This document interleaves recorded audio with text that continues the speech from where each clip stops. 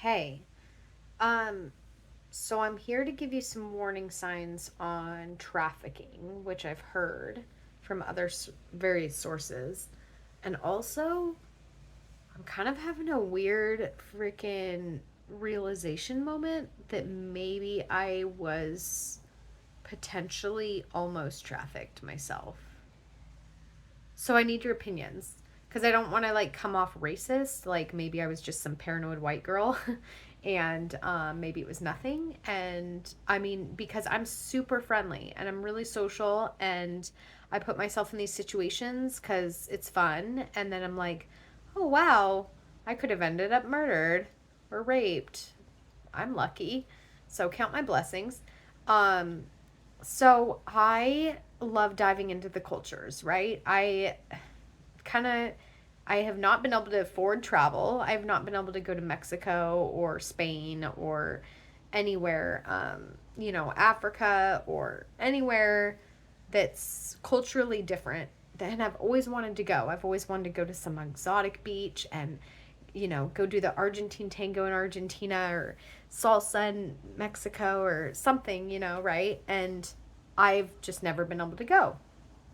And I actually have a possible opportunity to go soon, but I'm terrified because of all this drug cartel border stuff. But right here in my own like neighborhood pocket, there's a lot of Hispanics, a lot of blacks, and one, I try to not be racist. I try to love everybody, and two, I'm a salsa dance teacher, so and amongst other Latin dances. I love them.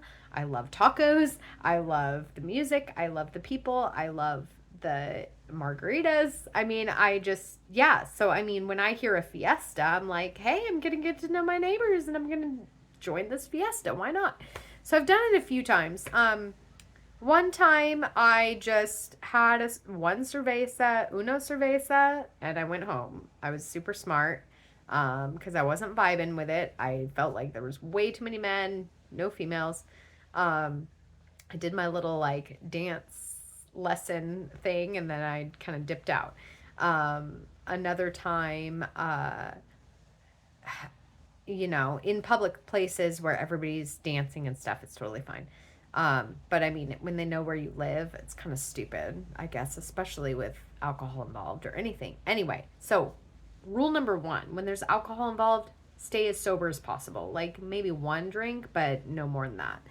Um, so there was another time where it seemed actually kind of family friendly and great people. Um, but looking back, there's definitely some weird kind of warning signs. Like, um, so the lady was like, "Oh, I don't fit this dress anymore. You should try it on. It's so pretty." And it was this gorgeous, like, white lace dress, and it looked like a wedding dress almost. And so I put it on. It fit great. It looked great. We danced the night away. We did some salsa. So I think her husband's brother or something was there from Mexico, and we were dancing and um, having a fiesta, a good old time. It was like a New Year's celebration party. Anyway, and then got my picture taken. They were taking pictures of us, so it was almost like they were trying to set us up. And I was like, "Well, that's cute." I'm definitely like not going to be with someone, not because I'm racist, but because with the language barrier, that just probably would never work. He's a nice guy, but it wasn't like there wasn't like a mutual attraction there. We were just dancing, having fun. I was being friendly, right? So I did not want any strings attached. I did not want to like lead him on and make him think that there was anything after this. Wasn't going to start dating him or actually marry him or something. Even though they probably would have loved it and it sounded, I mean, I could totally tell that they were kind of rooting us on, which was really adorable. I just, no. Anyway, I was flattered, but it wasn't going to happen. So, but that is a red flag, I guess. So if they're taking pictures of you, sometimes they take pictures, whether it be off social media or in person when you're all together. The pictures are to show the trafficking sites, like, oh, look at this woman. How much you want to buy her for? We can get her for you. Or, you know, and they're doing it with children too, which is really sad and scary. Because looking back, I mean, it'd be one thing if she had sent me the pictures. Because I kept asking her, I was like, I was really cute in that dress. Can you send me those pictures? And I was gonna like crop him out, you know, with or get his permission to post him, and I was gonna post him on social media because I was cute. Why not?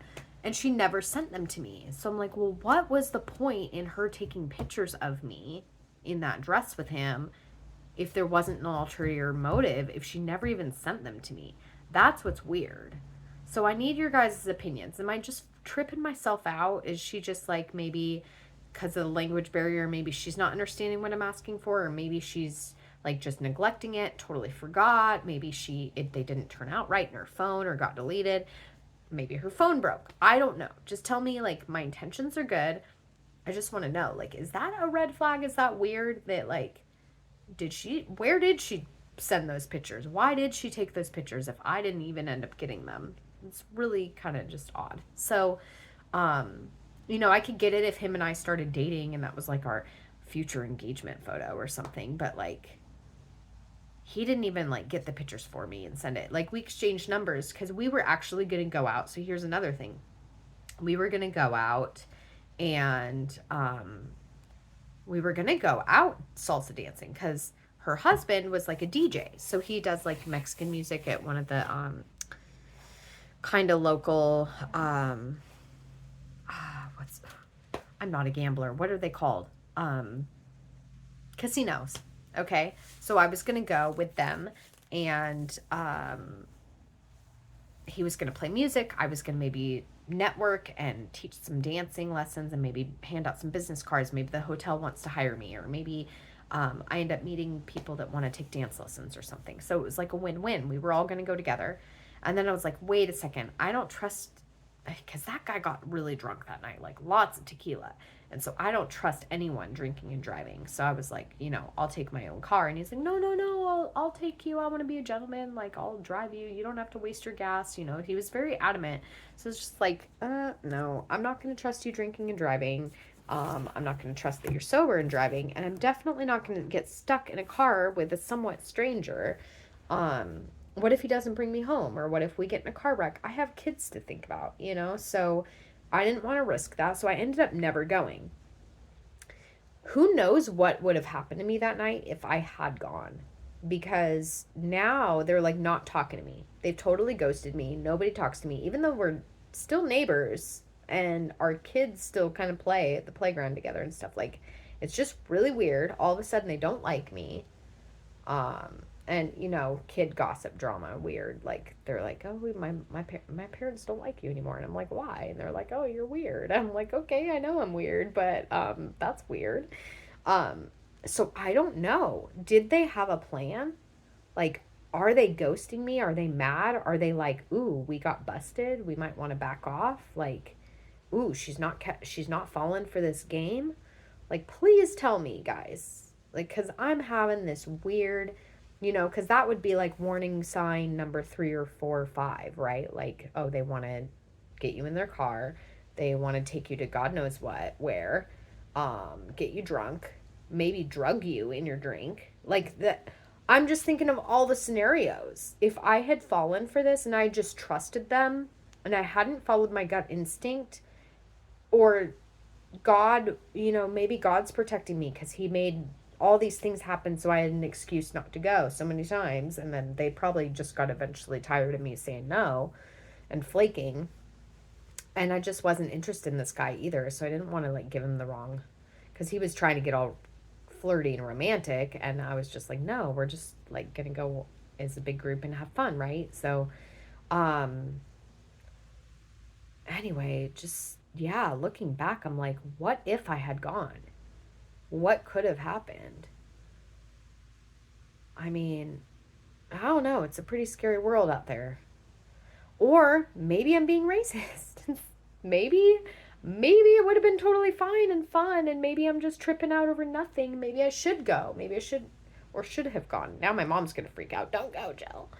Um Yeah, so tell me, like, did I make the right decision not going?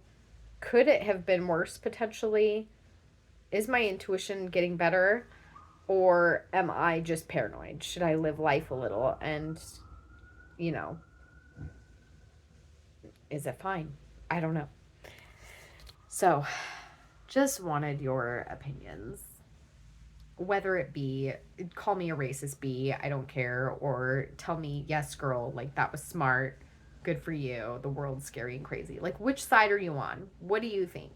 I need your consensus.